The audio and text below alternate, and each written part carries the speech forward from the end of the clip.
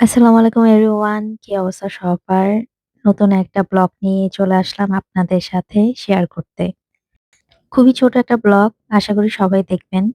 So রান্নাবাড়া দেখে বুঝতে পারছেন যে গতকালকে আমি যেহেতু লাইভ করেছিলাম আমার বার্থডে ছিল।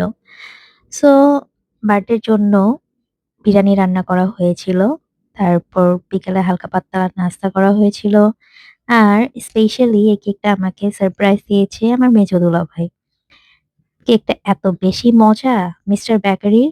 সো কেকটা খেয়ে আমার খুব বেশি ভালো লেগেছে। ইভেন আমাদের বাসার সবাই পছন্দ করেছে। অবশ্যই আমি বলব মিস্টার বেকারির কেকগুলা খাওয়ার জন্য, একটু ট্রাই করার জন্য। এখানে ২ টা শেড ছিল চকোলেট অ্যান্ড ভ্যানিলা। আমার আগে অনেক ভ্যানিলা পছন্দ ছিল।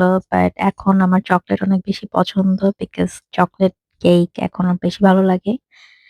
তারপর আমি কেক কাটছিলাম। তেমন কোনো সেলিব্রেশন না, তেমন কোনো কিছুই না।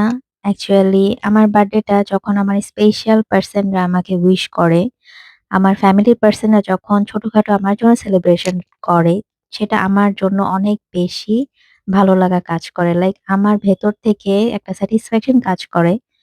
বরাবরের মতো আমার বার্থডেটা আমার ফ্যামিলির মানুষরা খুব বেশি সেলিব্রেশন রাখে। তারা আমাকে সারপ্রাইজ দেওয়ার ট্রাই করে।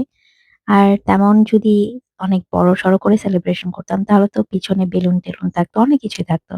It's just a normal celebration. So biryani ছিল, খাচ্ছিলাম। সবাই বলবেন কেমন লাগলো? ভালো থাকবেন। আল্লাহ হাফেজ।